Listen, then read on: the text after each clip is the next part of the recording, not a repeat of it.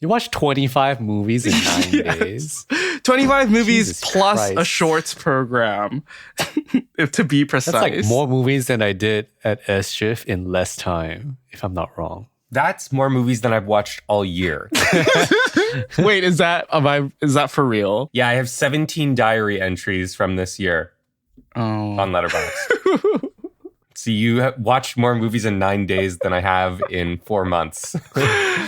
I've been putting in the work, guys. I've been putting in those hours on those theater seats. That's what you're like. What is it? Like you need 1,000 hours to like master something? I think 10,000. 10,000 hours to truly master something. So I think I'm getting close to, in my lifetime, I'm getting close to mastering the art of sitting in a movie theater chair.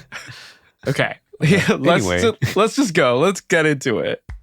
I'm Wilson Lai. I'm Benjamin Yap. And I'm Eli Sands. You're listening to Deep Cut.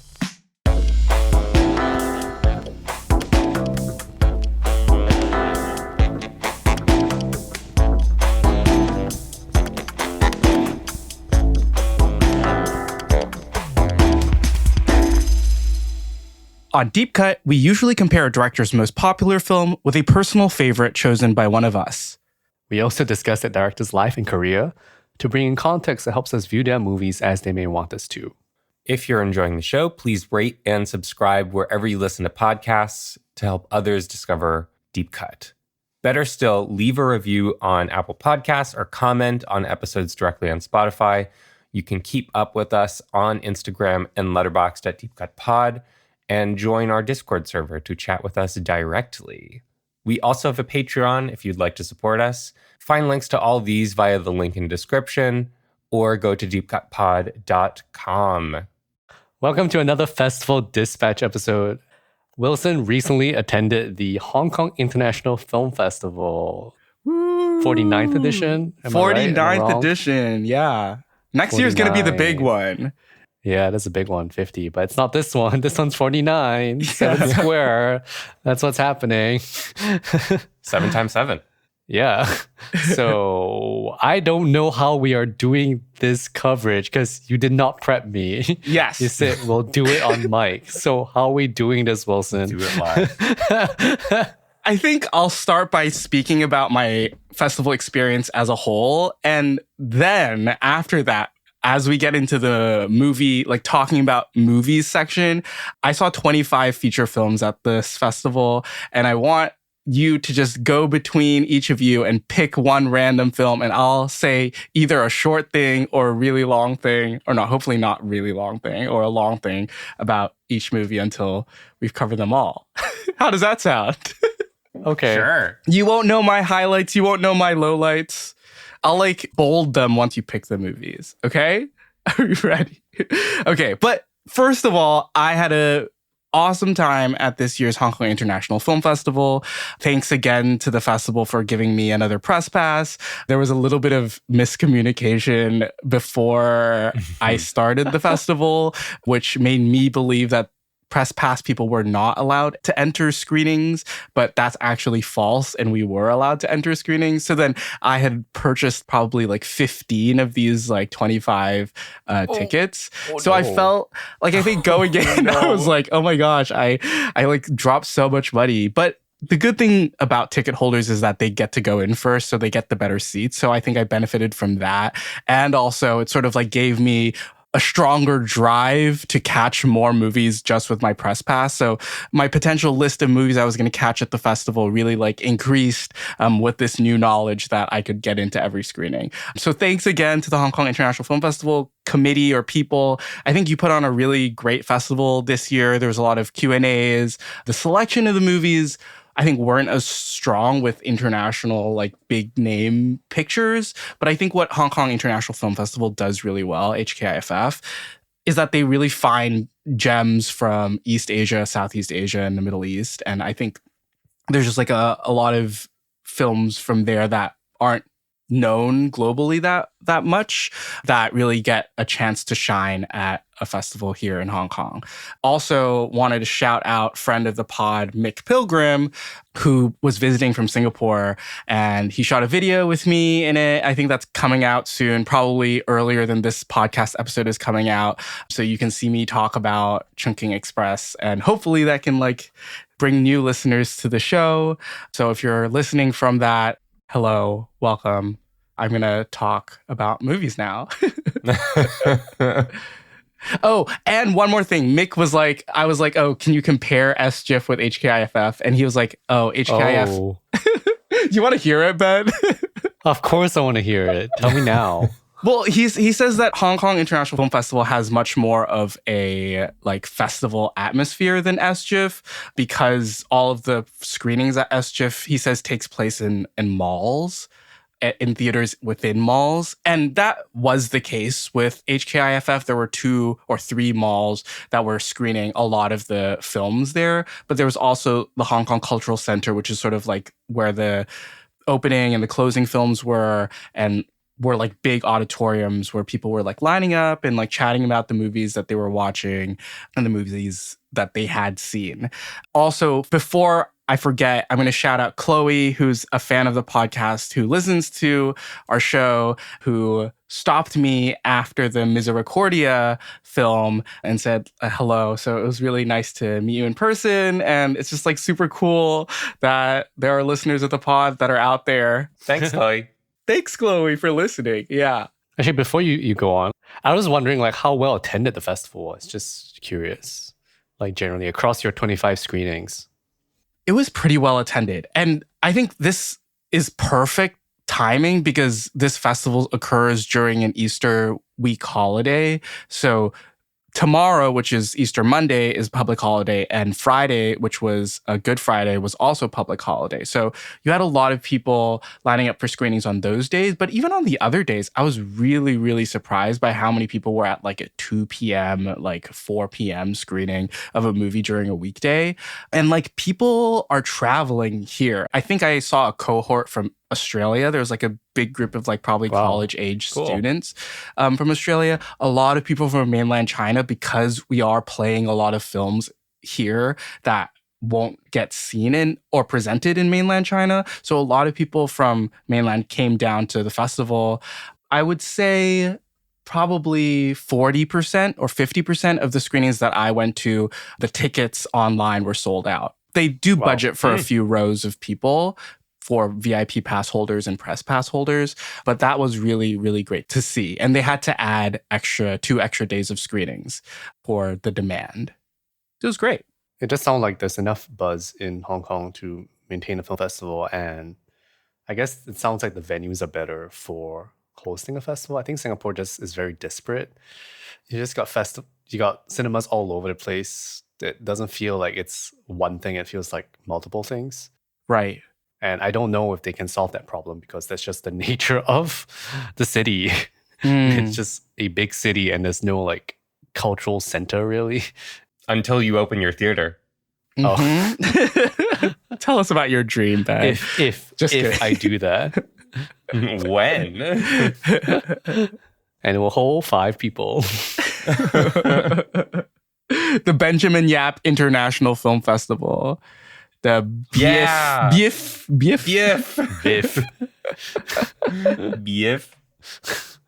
Do we pick now?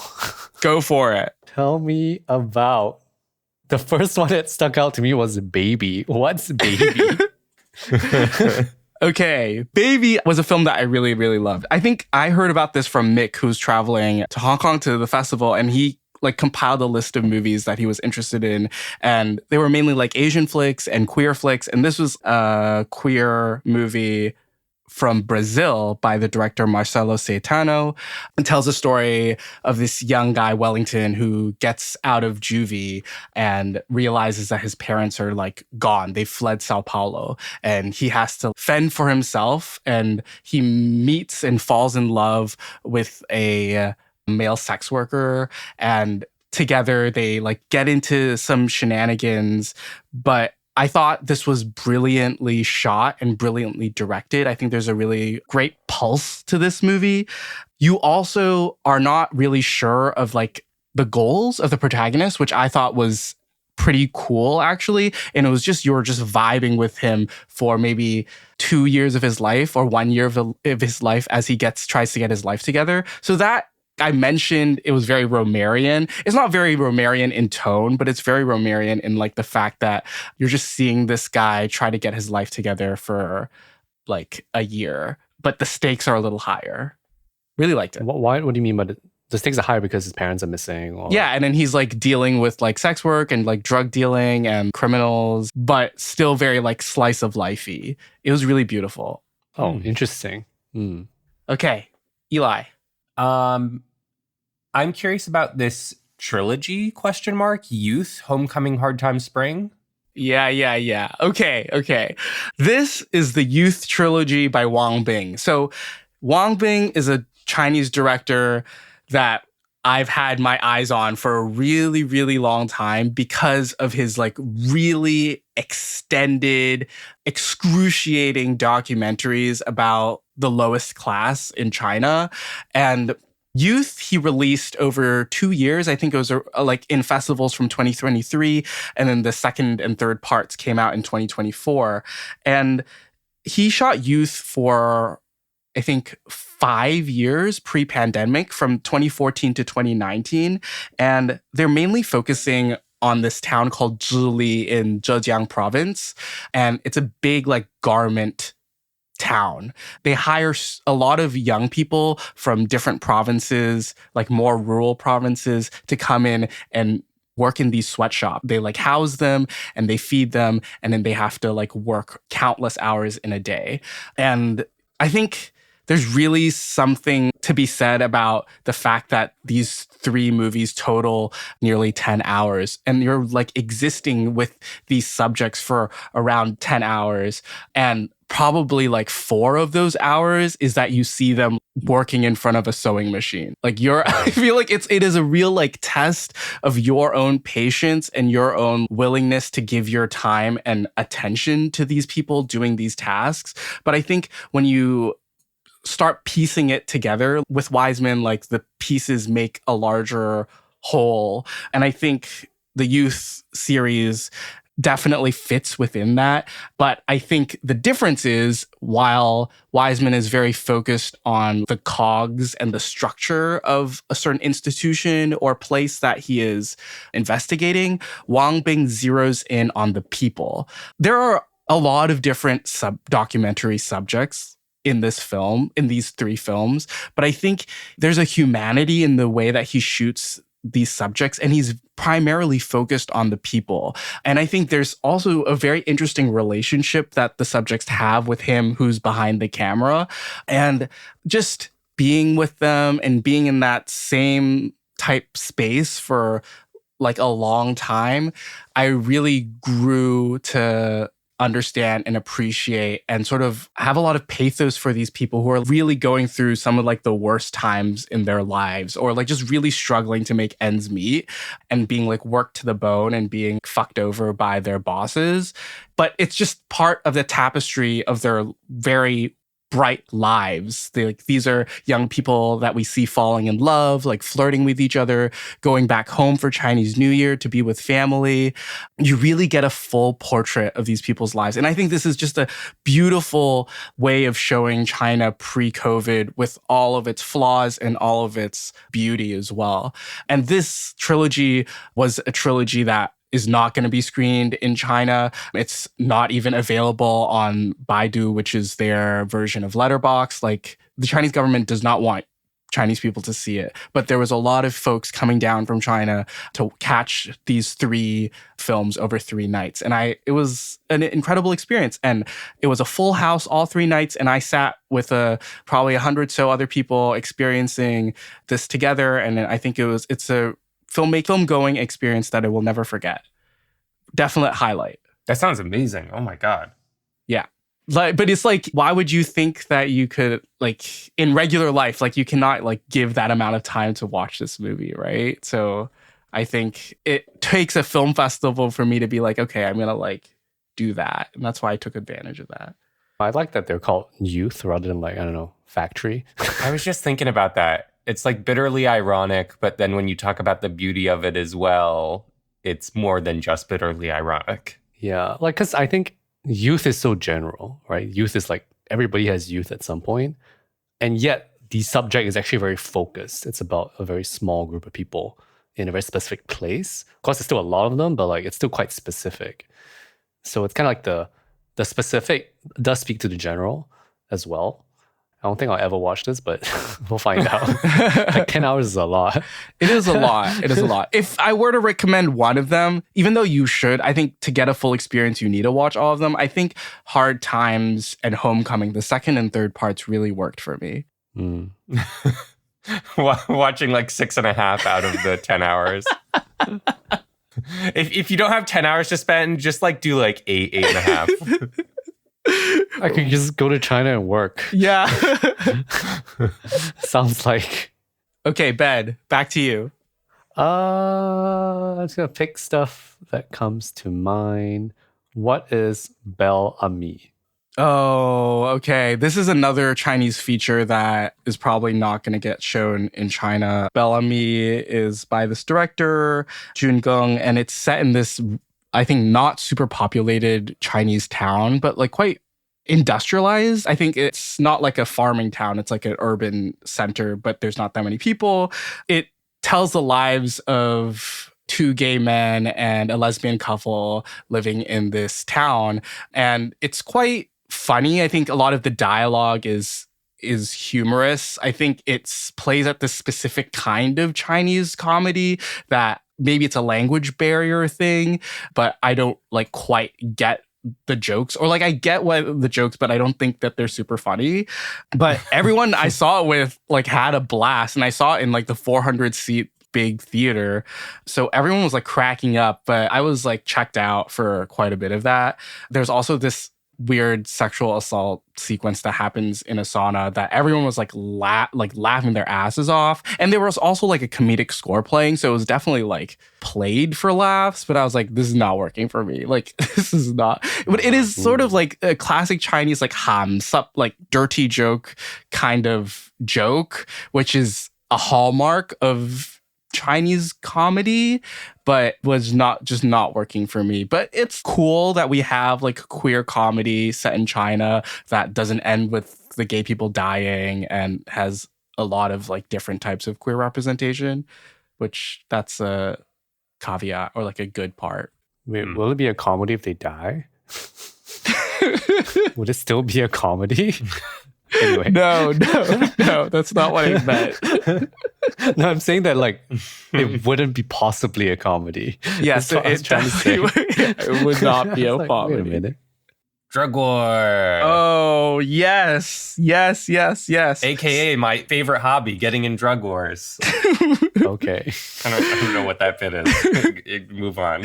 This was part of the section where they were highlighting filmmakers, but for some reason they were also highlighting actors. So the two actors that were being highlighted this year was Sakura Ando and Louis Koo. This Drug War is a Johnny To picture starring Louis Koo. It's set in China. All of it happens in China, which is kind of, well, he was doing that with Romancing in Thin Air and some other films, but I think this is very much about China, but also still making a film within Chinese like censorship. It is about a cop trying to bust a drug lord with the help of Louis Koo, who is a former drug lord that when caught, decides to work with the police. It very much ends in the police's favor. And I think that is to do with Johnny To making this movie within China and making it play for China. Despite that, I think this is still impeccably directed. I think the shots are incredible. The blocking is fantastic. It's just what you come to expect with a Johnny To action flick. But yeah, I would recommend it to people. This is made in 2012. Yeah, it's called Drug War. How does it stack up against the other Johnny To police action deep cut flick PTU in episode like probably 4 or 5? Yeah. PTU. Yeah, I gave this a 4.5, but I realized I enjoyed PTU a lot more. So maybe I'll just drop this to a 4. Yeah, I think PTU was also screening. I just couldn't make the screening, but the structure in which it takes place over a small amount of time really works for PTU's favor. And I think Drug War got a little bit like messy at times with its plotting, but that doesn't take away from the fact that the action scenes are killer. Cool. Cool. Shout out Johnny, friend of the pod. Yeah, friend of the pod, Johnny Toe. That's true. You saw twice this year. What the heck? So lucky. Okay, Ben. I want to hear about Bird because I haven't heard about Andrea Arnold for like 8 years. I haven't watched an Andrea Arnold flick for like I don't know how long. Dude, literally same. I was just thinking about this after I saw the movie. I was like, oh my God, I miss her filmmaking so much. And I miss the way that her films make me feel. I feel like there's like such a special kind of tenderness that comes with an Andrea Arnold film. I don't know if it's the way that she's super intimate with her actors, which allows the actors to be really raw and bare themselves to the camera. And you really like find that in this film, which focuses on a 12-year-old girl named Bailey who lives with her father, played by Barry Keoghan. And Franz Rogowski plays this man named Bird who like wanders into this British town that they live in search of his parents. And I think through that, Bailey is able to work through her own feelings towards her parents, and they like help each other. And there's like a really beautiful friendship between this girl and Franz Rogowski's character. Franz Rogowski, definite highlight of this. Like, I think he once again proves how versatile of an actor he is and how capable he is as an actor as well. So I was very impressed by his performance.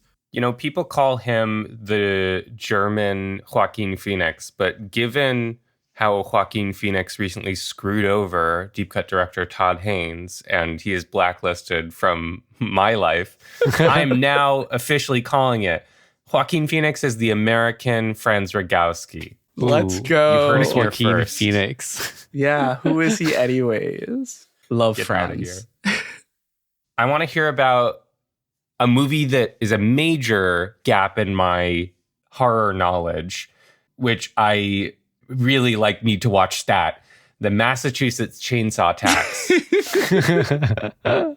The Massachusetts. The Texas Chainsaw Massacre. The Massacre of Texas in the Chainsaw. Surprise, surprise. This is the only 5-star movie that I saw at the festival. Whoa. I saw a lot of 4.5s, but nothing quite reached the highs of Tobe Hooper? Tobe Hooper? Tobe? Tobe? How do I pronounce that? Tobe or not Tobe? Yeah, Tobe Hooper's The Texas Chainsaw Massacre. Thank you, Ben. It builds a really high level of suspense from minute one and does really not let you go.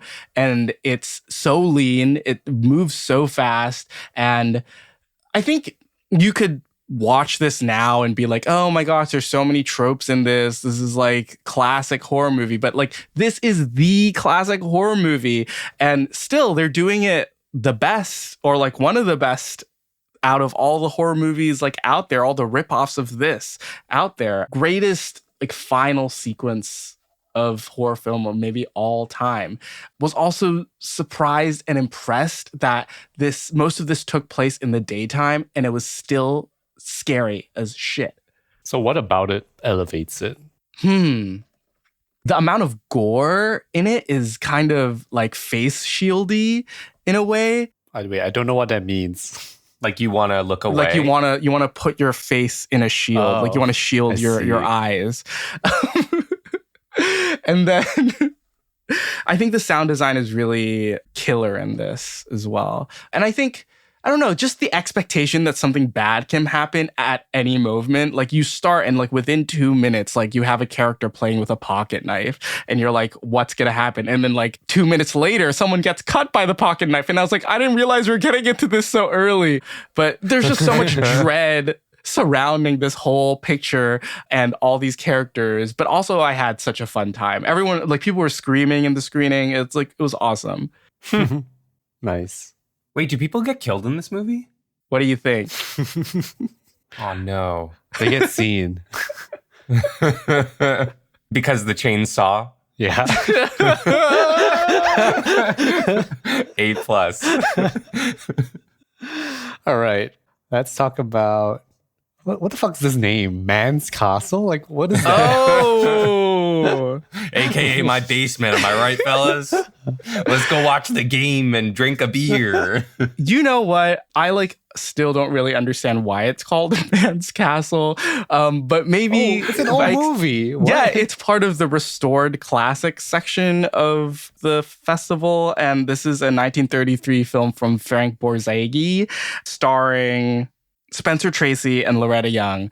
And it's the classic rom-com, will they, won't they? Man treats the woman like absolute shit, but does it with a wink at the end. So she knows that he still likes her, but she's so in love with him, and they play their separate gender roles in this loving movie. And I'm saying this as a person who loved this movie.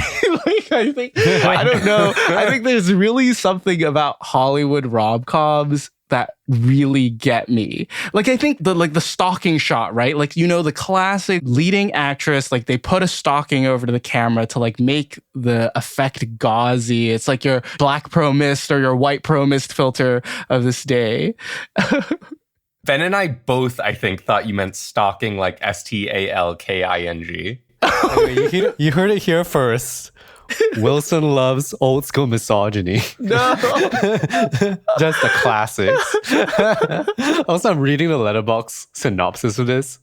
First sentence: Bill takes Trina into his depression camp cabin.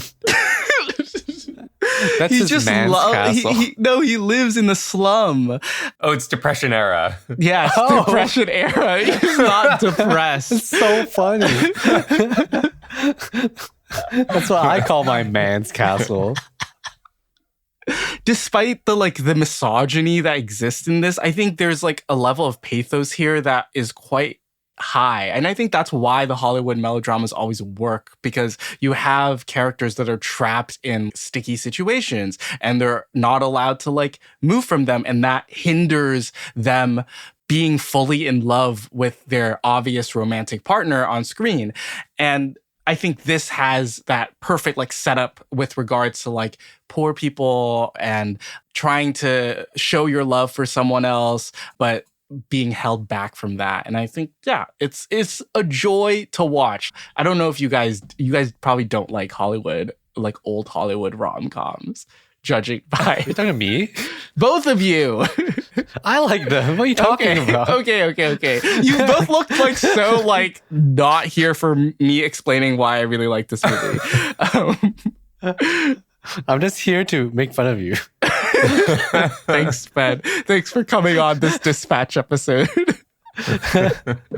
Okay, let's go. I'm ready. Feed me another one.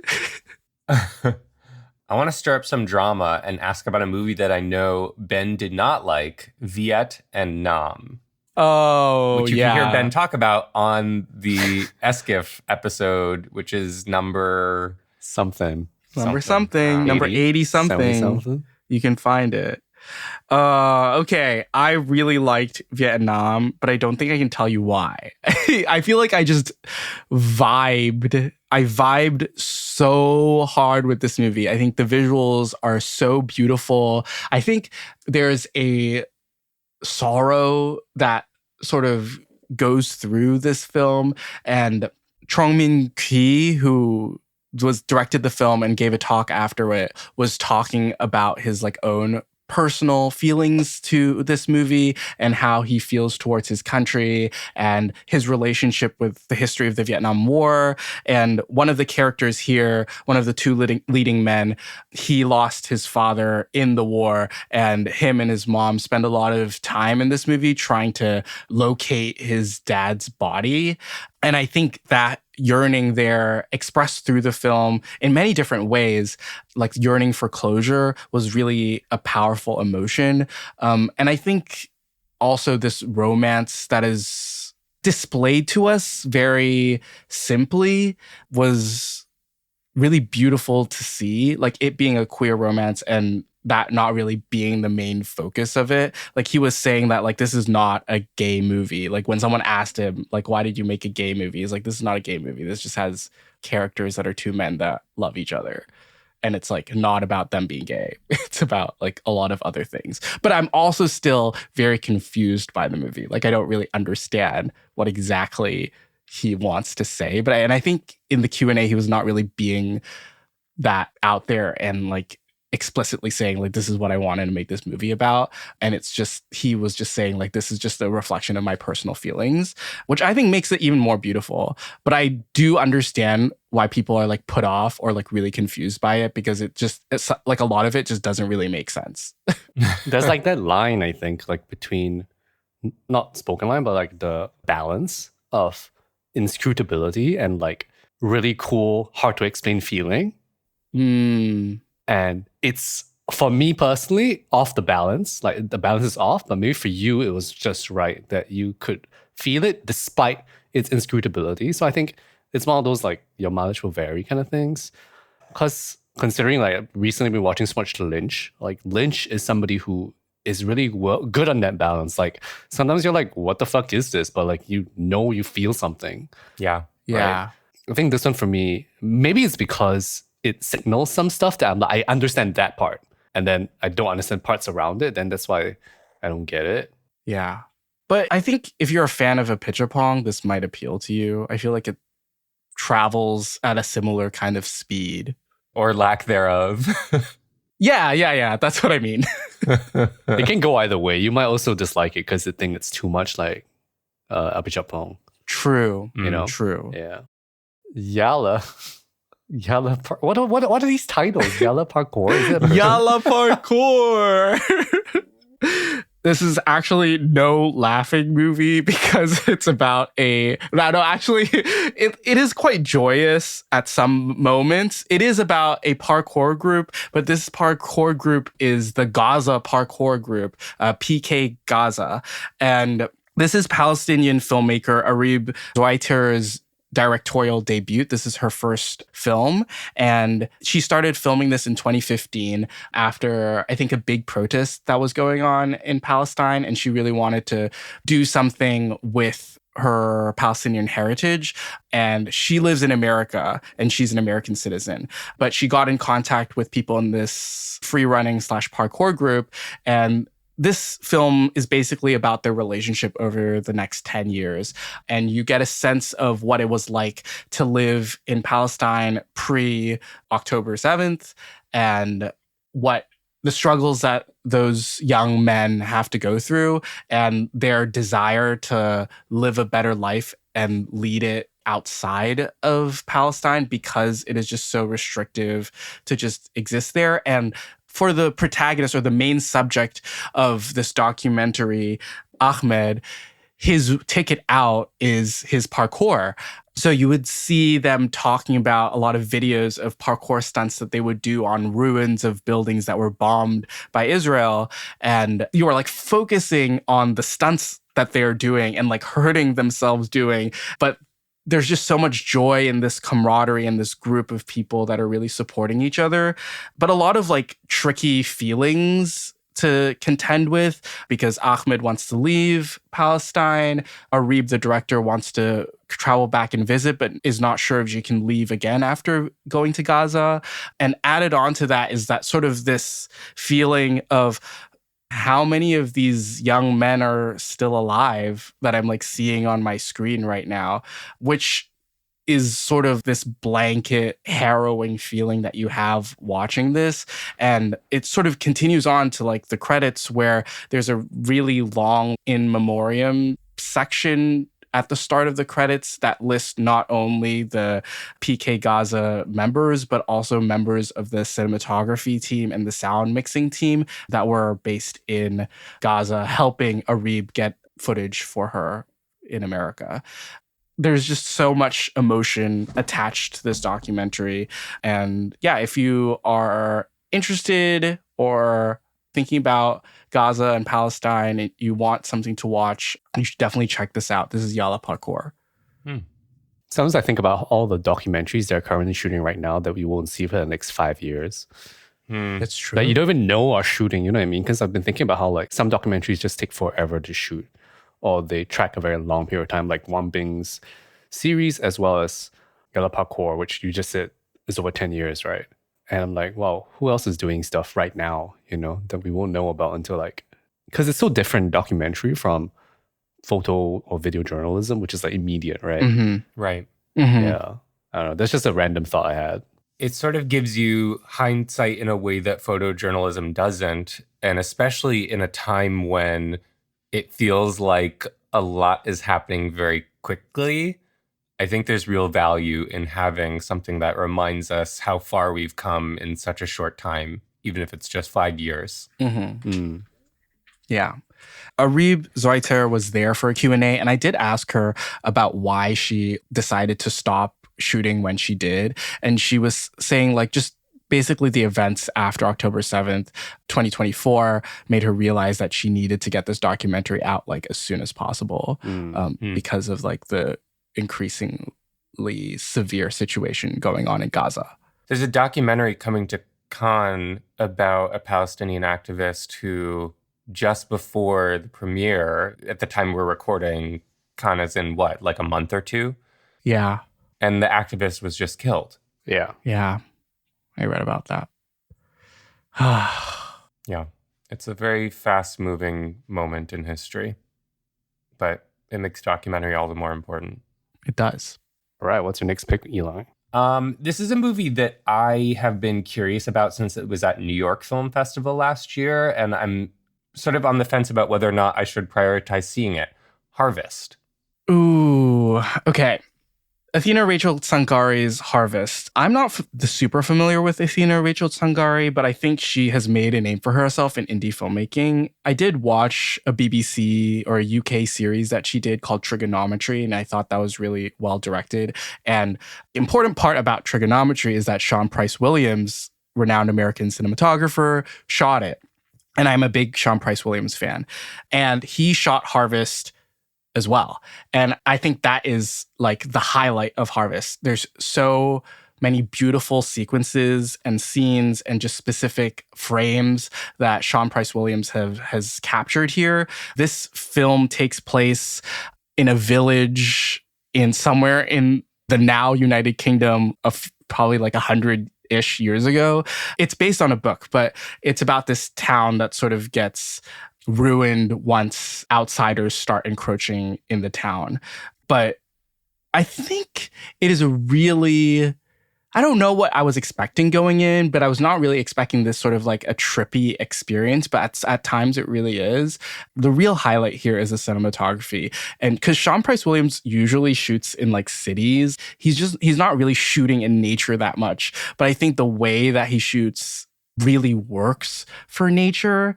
And it's just so gorgeous. I think the nighttime scenes are lit so beautifully. I think the way the camera just finds positions and finds frames is so genius. And I think this is something that is not just Athena Rachel Tsangari. I think a lot of it is that Sean Price Williams style.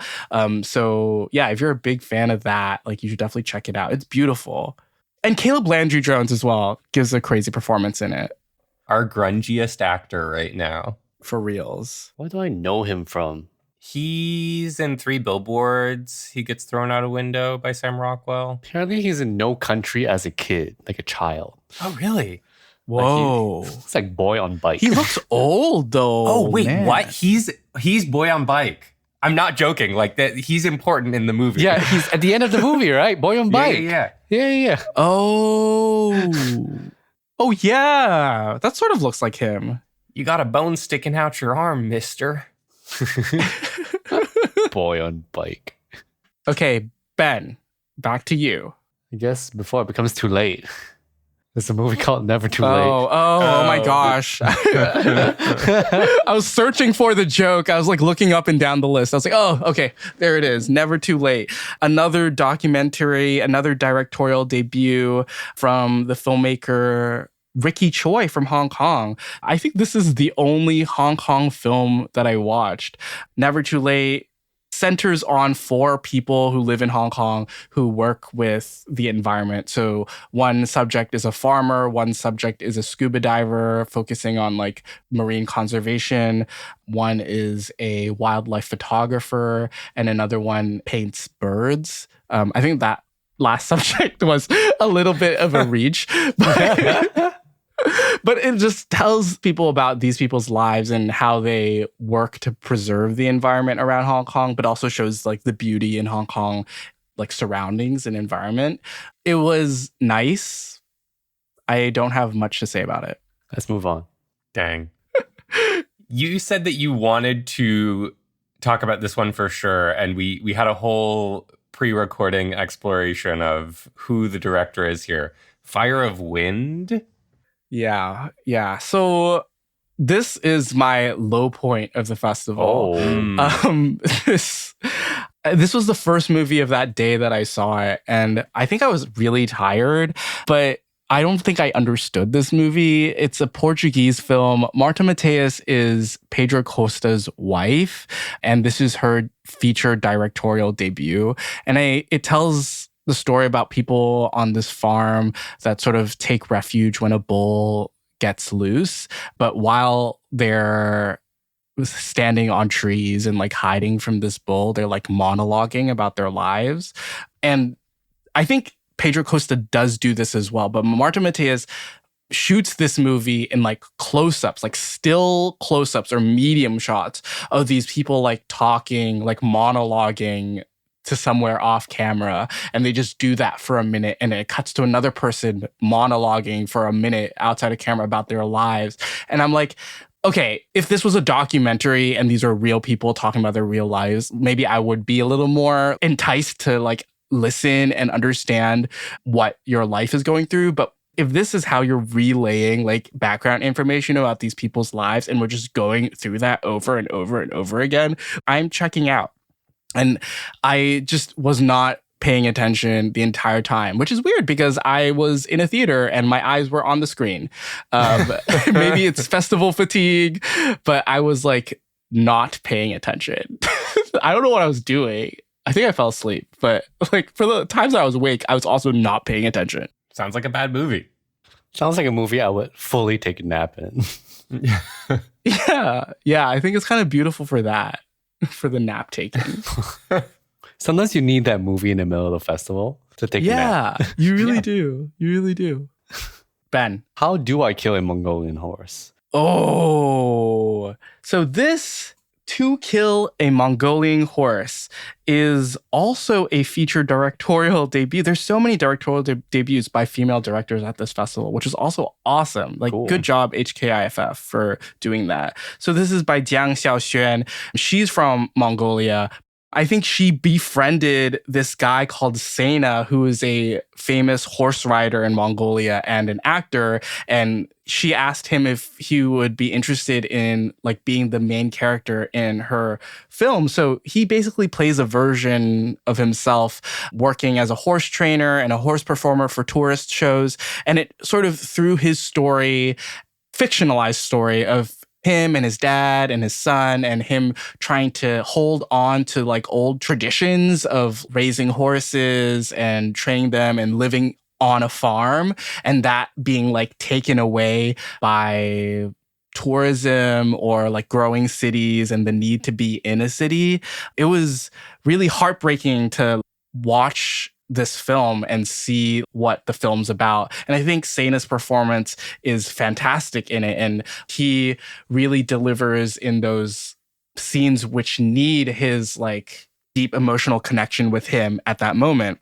And also the horse riding is beautiful and it's shot really well. So I think out of the Chinese language narrative films, this is definitely one to catch. This is, To Kill a Mongolian Horse. It's like someone's misremembering the title of the Harper Lee novel. Oh, yeah, have you read To Kill a Mongolian Horse? Yeah, I should have asked about that title. I was kind of curious. Yeah. Okay, Eli. Santosh. Ooh, Santosh. Another film that surprised me. I really like that. No, this played recently at AFA, but I didn't catch it. I think it's a very solid movie. This is about a woman, like a recent widow, who takes up her husband's job as a police officer. And I think through this, she gets a sense of how corrupt and messed up the system of enforcing the law enforcement system is in India, and she tries to like take a stand against it. I think the lead performance in this is very, very strong, and as well, it just has a very clear point to make, and I think it just delivers in that. Like, it is not funny. I think it's very a straight up drama, which I haven't seen in a while from India. So I think that was surprising to see. And when executed so well, I was also just, there for the ride. Cool. What kind of genre? It's just drama, I guess. It's sort of like a crime procedural at sections, like, because they are trying to solve this one specific case. And through that, you also expose how fucked up the police is. And the end is, no spoilers, but it's not a happy ending. Uh-oh. Cool. Yeah. Why don't we talk about a movie I also watched? I'm Still Here. Ooh, another highlight of the festival for me. Walter Salaz's I'm Still Here. I'm glad I finally got to see it on the big screen because it did come out online. So I think there was a chance that I was going to like watch it on my computer, but I'm so glad I caught it on the big screen. But I think because I think it is a really effective film. I think particularly that first act, which sets up all these characters and the family, and before like really bad things happen, you already get a sense of bad things that are about to happen. But before the bad things actually start happening, I think that is a fantastic opening to a movie. I was really impressed by that. And thankfully, I think the movie kept me through that. Act 2 and Act 3 are not as strong, but I think I was still very invested in these characters and wanted to figure out what would happen with them afterwards. But I think it also falls into this like, oh, I'm telling a movie about a real person, so I need to like stick to their lives. And I think it becomes like less conclusive or less of like a neat ending or like a movie ending by the end. And I think that's also sort of holds it back. But I think there's so much directing like prowess behind this movie. I think it's very, very impeccably directed. I'm a big fan of this. Ben, did you like this one? That first act is, I don't even know how to explain why it's so good, but the way that it constructs the family that you're supposed to become invested in is just so smooth and kind of chill. It feels very French in that just here's a bunch of people in their family and they're like hanging out, and it feels very real in the way that it creates a sense of not just the family but their friends and like the seaside town that they live at. But I do agree that the second and third act, it starts to lose me because it becomes this biopic thing, because it's also telling this true story, which is pretty good to know, actually, to know that this was happening in Brazil, because I didn't know. And it's tough because I think a lot of biopics have this problem, which I cannot explain, which is that once you have to tell very specific parts of the story, it starts to become a little bit rote or by the numbers, that it loses some interest to watch, because we're like, okay, we're just going to get through the facts now. And the second and third act is a bit long to get through those facts, because it's actually not the most interesting or dramatic turn of events, but also it's real, so I can't really fault it. I think generally, I don't think a biopic can ever like be, I mean, that's not true, but I think biopics have a hard time getting past a certain level. It makes me curious to see his other film, like his other famous film, Central Station. I've not seen any of his other films. Same, I think. People really like his early work. Yeah. Like Central Station, Motorcycle Diaries. Oh, I've seen Motorcycle Diaries. That's a great movie. And it's a biopic. Is it? Yep. Oh. It's about Che Guevara. Good biopics. They're out there. Oh, it's got the GGB in it. Mm-hmm. In a really great performance. One of his early ones. Maybe his breakout. GGB. Wow. Good movie, though. I think for some people, it'll really hit. It feels distressingly timely. Yeah. Yeah. Which is maybe all I'll say about that. Everything feels that way right now. Everything just feels distressing. It does. Period. Yeah. I want to know about your experience seeing more Lino Bracca with Bona. Oh my gosh.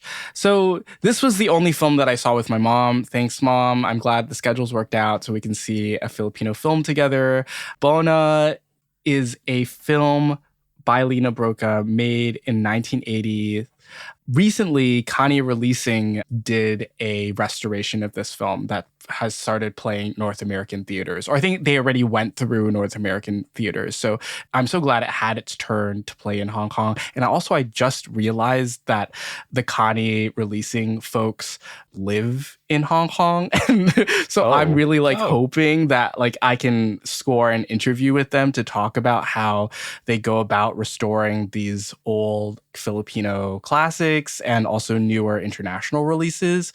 They're also responsible for the Lav Diaz Batang West Side release that's happening in the US or in Canada right now. So definitely check that out. But Bona, it was kind of bittersweet now looking back on this because star of Bona, Nora Anor, passed away just a few days ago, like a few days after we saw the movie together. She's a beloved icon of the Philippines, one of the great actresses of the Philippines. You can see her in other films like Himala or Tatlong Taong Walong Dios or 3 Days Without God. She is one of the most beloved actresses in the Philippines, and she gives a really, really stunning performance in this movie about a woman who is obsessed with this second-tier actor and sort of becomes a live-in maid for him, but not getting paid. She just is obsessed with him so much that she's discarded by her family and she ends up working for him in his house. It is like really weird and creepy, but also I think it really sold to me in that Nora Aunor performance. I think she's so fantastic in this film. And Brocka does an incredible job with close-ups and with faces of his actors, the way that he lights them, the way that he shoots them, what he gets them to do in front of the camera. I want to talk about Brocka with you guys at some point in the future. So I'm glad we're like ripping off the Band-Aid right now. Nice. When will we do this? No promises. Maybe sooner than you think. Stay tuned. We've got a packed slate coming up. Well, if you subscribe to our Patreon, you might find out. Wait, I don't even know what you're referring to. No, I'm just saying. To the early access? I'm just plugging. Oh, yeah. You know, if more people support us, maybe we can release more episodes more often. Wait, do I subscribe? Oh, maybe. Yeah. You should be subscribed if you get email updates. I do. Okay, yes. This one, the premise sounds really interesting, actually. Also kind of about movies, you know, like interesting. Less than 90 minutes as well, so you can really fit that into your day.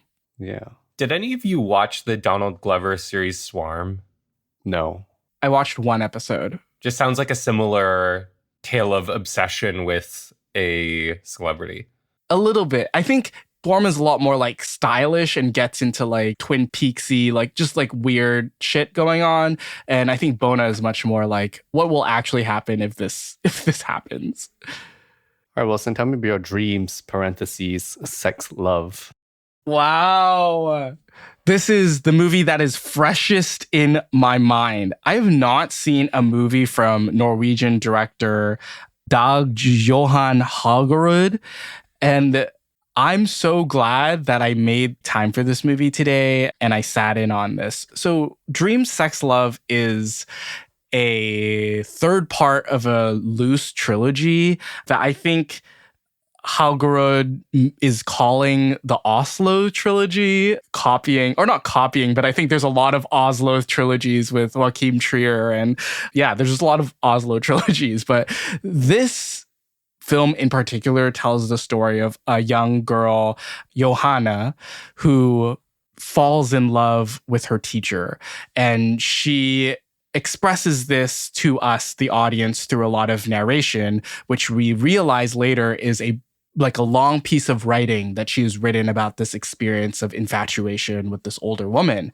And not to spoil too much, but gets into an area where she has this sort of like manuscript for a book about her love with an older woman. And that gets passed around family members. And I wouldn't say it's like a straight up love story because there's a lot more going on, but I think its portrayal of love is very well done. And I think very like accurate to this sort of like first love that sort of takes over you physically. And the way that it's described in this narration coupled with the images, it just really works. I think we were talking about in the Mickey 17 episode about that, like heavy use of narration not working. But I think her narration in Dream, Sex, Love is very, very effective in understanding how she's feeling in these certain moments, is because of the fact that you sort of stay with a moment for a really long time and then she starts narrating, or like I think the narration just comes in at like weird points in scenes, not necessarily like for comedic value, which usually happens with narrations that like pop in and out and they're commenting on things that are happening, but she's just really like reflecting her emotions at that specific time. I really, really was surprised. I think I would like encourage everyone to check this one out because this was like a film that I had no idea like who this director was and it was not on my radar, and B, was really, really well done. Cool. Very Romerian as well. A lot of conversations. Very Hong, very Romero. I'm reading a review right now. To ask for an oblique spoiler, or to ask for a spoiler in an oblique fashion that hopefully won't spoil it, does it get into Morvern Callar territory with the manuscript?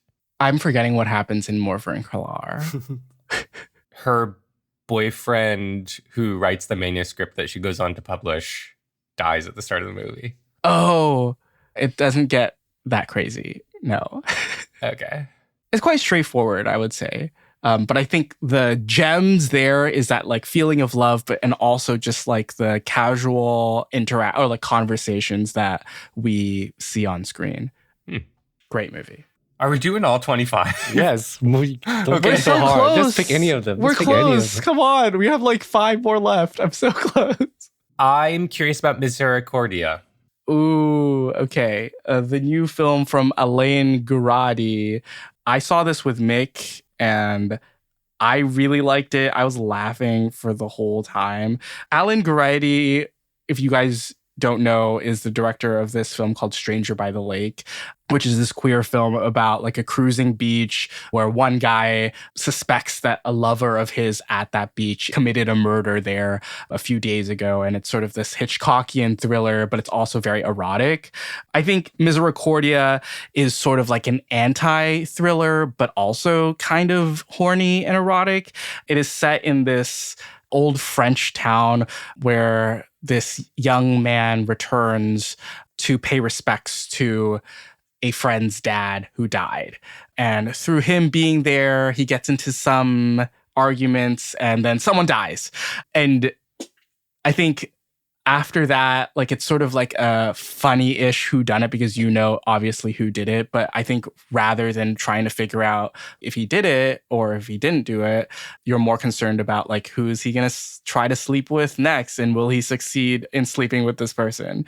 It is darkly comedic. I think it like has like a very wicked sense of humor.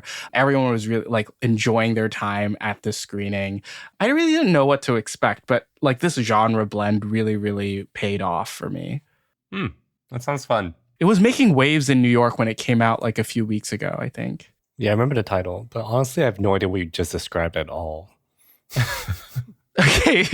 I don't want to give it away because I know, like I feel like a lot I of don't the things understand. happen. Yeah. But it's fun. It's fun. You definitely should watch that. There's so many movies that you should watch. Maybe you can pick a film that you shouldn't watch. Tell me if I should watch The Botanist. You should not watch The Botanist. Although my friend Dom, who I watched it with, really loved it. He said it was like so beautiful and so heady. This is a story about it's set in Xinjiang, about this young Kazakh boy who falls in love with a Han Chinese girl, and then he finds out that she's leaving, and he's just like, "Oh, what is my life? I have to live my life here." And he's not saying this in dialogue. It's just like what you're supposed to get from it. But he's also obsessed with plants, and he just like goes around looking looking at plants and remembering his family member, whose uncle who ran away.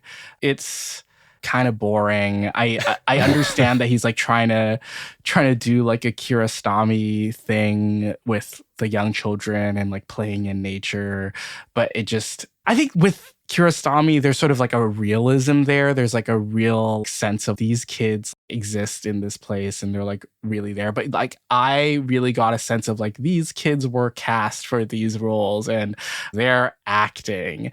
And that was kind of distracting and not letting me fully buy into the world building that's happening. It's pretty. I don't think it's that pretty though. I think a lot of the nighttime scenes are very poorly lit. I was in a dark movie theater, and even like looking at the screen and with no other light, I was like, I can't see anything. Yeah. So that's an issue. That's an issue. Yeah, that's The Botanist. I'm so sorry. Well, botanists are always planting seeds. So how about seeds? Seeds. Seeds. This was the only film that I saw on the screener at the media center at HKIFF. Like a worst way to see a movie, like in a small 1080p like monitor right in front of you. This definitely would have benefited from a theater watch, and I think I would have enjoyed it a lot more on a theater watch and sort of like was with it more.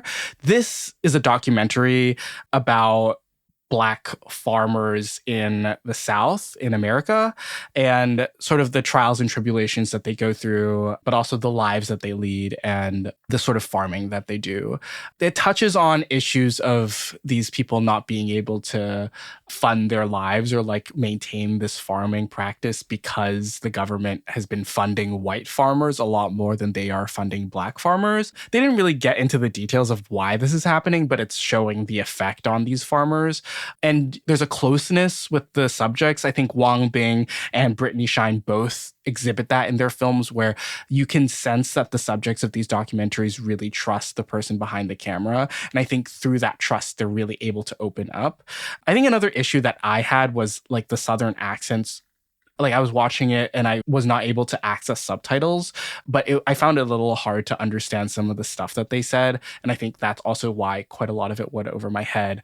But it's a beautiful film. All of it is shot in black and white. I think this played at Sundance this year and a lot of people really liked it. That's why I put it on my list and I'm glad I caught it. And this is Seeds. Let's move on to a movie that I could watch, possibly. Oh, really? Blue Sun Palace is actually playing in 6 days from today and other screenings, actually. There's a Singapore Chinese Film Festival that's happening, and I bought 0 tickets to anything. So Blue Sun Palace is also the feature directorial debut of, I think, Chinese-American director Constance Tsang. I think her parents come from Hong Kong, but she sets this film in Chinatown in New York City and talks about 2 sisters who are both masseuse there. And the older sister is having this relationship with Li Kangsheng's character, who is an undocumented immigrant from Taiwan.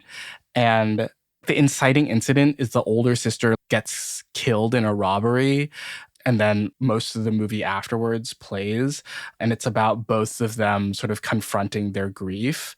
I enjoyed it. I will say, okay, my friend, he's not going to listen to this episode, but my friend Eli Raskin produced this movie. And so I was really excited to see it. And I really enjoyed my experience watching it. I think there's a lot, like Li Kangsheng gave a Q&A afterwards, and I think he says that they wanted a lot of like Thai acting or performances at points of this, and I think that was very obvious to see. But also I think there's also a lot of Tsang puts her own touch on a lot of these scenes as well. Like most of the scenes happen in one take, which is a very Tsai thing to have, but also Tsang's scenes in Blue Sun Palace have a moving camera, which is very much her own thing. I think as a portrait of Chinese migrants in America, it is very, very fascinating because I think a lot of our Asian American films really focus on second generation Asian Americans. And this is very clearly new migrants, like undocumented Chinese people living in America. So I don't really see a lot of films made about this group of people and their specific struggles. So I found that to be really, really interesting. And of course, Li Kangsheng elevates every performance that he gives. There's just something about that man that makes him so enchanting on screen. Yeah. Magnetic. Cool. Are you going to watch it, Ben? Although, I don't know. I have not looked at this lineup at all. I'm a little lazy. I should look at it. There's a lot of films on there, including like Bel Ami and a few other films that you saw. Wow. Nice. I just did not pay attention to this at all. I want to know about On Becoming a Guinea Fowl. This was the very first film that I saw at the film festival. And this is the newest film from director Rangano Nyoni. And she made I Am Not a Witch, which played a few years ago. I think that like was quite popular.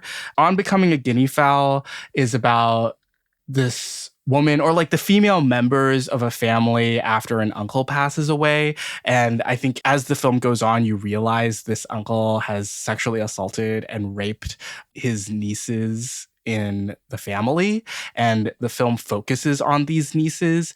And it is sort of a mixture of dark comedy, drama, and it's not really the tone that I would expect from something tackling that subject, but I think there's a sort of like needed lightheartedness to make this movie appealing or swallowable for audiences, whilst also getting us to really contend with or think about the horrors that these women face. And I think there's a really interesting like tonal balance going on there, as well as a very, very fascinating like look at this culture and the customs of this culture and just like this community.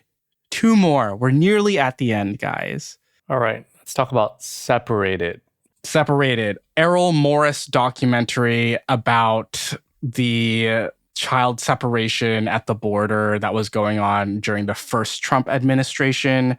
Not going to say too much. Like, I wasn't really well read on the issue, so I think I learned a lot. But I think Errol Morris's way of presenting documentary, like, of course, it is sort of like textbook, but I think there's just been so much textbook documentary filmmaking that what he's doing here is not really novel. And not to rat on Errol Morris, because he was the guy who sort of built this textbook in the first place. So it's all right. I'm not a big Errol Morris fan, I'm realizing, because I like also didn't really like The Thin Blue Line.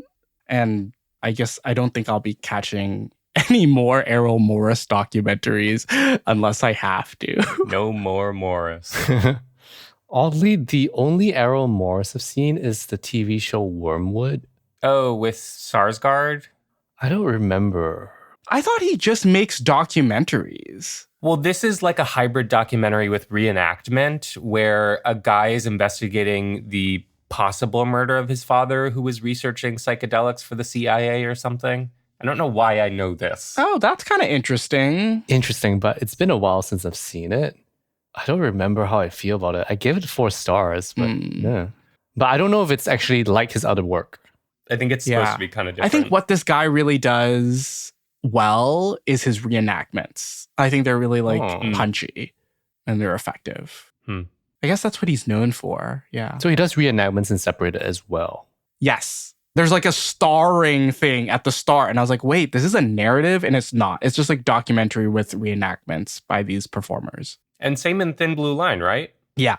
I guess that's kind of unusual compared to the kind of documentaries you might see at a film festival, but not unusual if you think about documentaries you'll see on TV. Yeah. I think he really birthed that true crime TV doc thing. Which is like very TV kind of like nonfiction work. I feel like you watched a lot of documentary. I did. I was really surprised when I came away from the festival. As we're going through these movies, I'm realizing like a lot of female-directed films, a lot of documentaries, a very varied group of movies, which I'm glad. I'm glad I did this.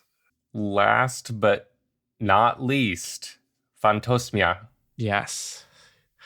Phantosmia. And actually one more a lot of long movies. So with the 3 youths movies, which were all like around 3 hours long, I caught Lav Diaz's recent film, Phantosmia, yesterday, clocking in at a nice and easy 4 hours. Phantosmia continues this streak of Lav Diaz making films about men who did bad things for their country and sort of the bad things that they did coming back to bite them. Ronnie Lazaro plays this kind of character again in Phantosmia as a retired army sergeant who starts getting this condition where he has PTSD induced like foul smell. And that is like the medical condition that is named Phantosmia. It's like you are smelling things that are not there. So he gets stationed at this town on an island with a penal colony in it. So prisoners there, but who he's mainly interacting with is the family that has a store that is maybe 100 meters down the road in front of his guard's office. And in this family, you have an adoptive mother with 2 children who are mentally disabled. And specifically the girl, Reina, or the young woman who's suffers from tremors and is not able to speak, they use her for sex work. So she becomes a way for the family to earn money by letting men come in and rape her. And what Ronnie Lazaro's character does is he tries to do something to stop this. There's a lot more going on in this film about, I think, Philippine society and like history and the wounds that are unable to heal. A lot of it on the surface, a lot of it under the surface. I just think no one is really making movies like Lav Diaz is. There's one thing, like if his production design was like, he invested like just a little more money in his production design, I think his movies would be absolute killer. But I just don't think he cares about that. Like I think his movies are made in a way that allows him to tell really grand novelistic stories on a small budget with really capable actors. And this is maintained by having like small crews, by shooting only what is needed every day and shooting for like longer periods of time.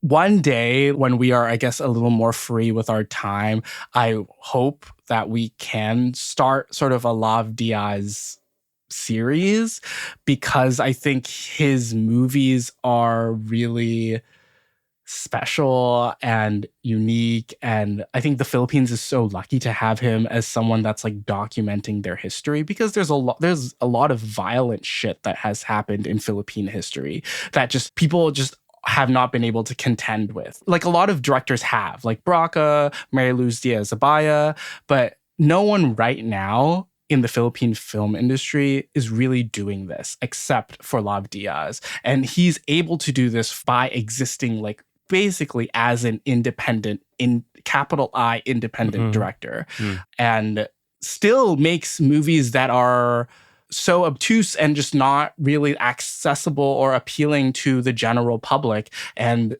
doesn't feel the need to change that. Maybe that will change in his next movie that's starring Gael Garcia Bernal. Maybe, who knows? But I'm still expecting a long runtime and a very slow movie. But that was a highlight for me in this festival. So bring it on, Lav Diaz. Amazing. Thanks for sharing your entire experience going to this festival, Wilson. That's a lot of movies. I want to thank you guys for your time. Thank you for listening to me speak at length about these movies. It was very enjoyable. I feel like I always down to hear you speak. Don't have to watch them anymore. I'm kidding. Yeah, you don't. Also, thank you again to the Hong Kong International Film Festival for giving me this press pass to let me cover the festival. I hope next year that I get to do a few director interviews. I did ask for them, but they sort of like left me on red. So yeah, let's maybe I can be a little more annoying next time. I did get to ask a few questions during the Q&A, which was great, but it would have been nice to do something with the podcast. Where else did you ask questions that were interesting? Like which other films? Which other films that I asked questions that were interesting? I asked a question about working with the actor in To Kill a Mongolian Horse, and she was talking about how she found him and his presence on screen. Cool. I want to go to Mongolia. Why? No idea. It's beautiful. It looks beautiful. The scenes in the vast desert are fantastic. Thank you for listening to this episode of Deep Cut. If you enjoyed the episode, please leave us a rating because that helps others discover the show.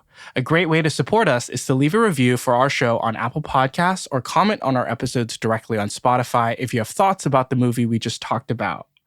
Or if you have thoughts about Hong Kong International Film Festival, if you attended, if you were too scared to say hi, you can say hi in the comments or Instagram or Discord. Be sure to subscribe to us wherever you listen to podcasts so you'll know when our next episode drops. You can keep up with Deep Cut on Instagram, Facebook, and Letterboxd at Deep Cut Pod, and TikTok at DeepCutPod_film. You can also join us to talk about movies on our Discord server. We have a Patreon if you want to support us. We deeply appreciate it. You can click the link in our description or head over to deepcutpod.com to find our Patreon, Discord, and all the other socials we've mentioned here. A shout-out mention to our Deep Cut Pick supporter, Leah Lai. Without you, we could not do the show, and thank you for going to see Bona with me. Deep Cut is hosted and produced by us, Wilson Lai, Benjamin Yap, and Eli Sands. Our cover art is designed by Justina Yam, and our theme song is composed by the one and only Eli Sands. I'm Wilson. I'm Ben. I'm Eli. Take care, and we're looking forward to talking about more movies with you next time.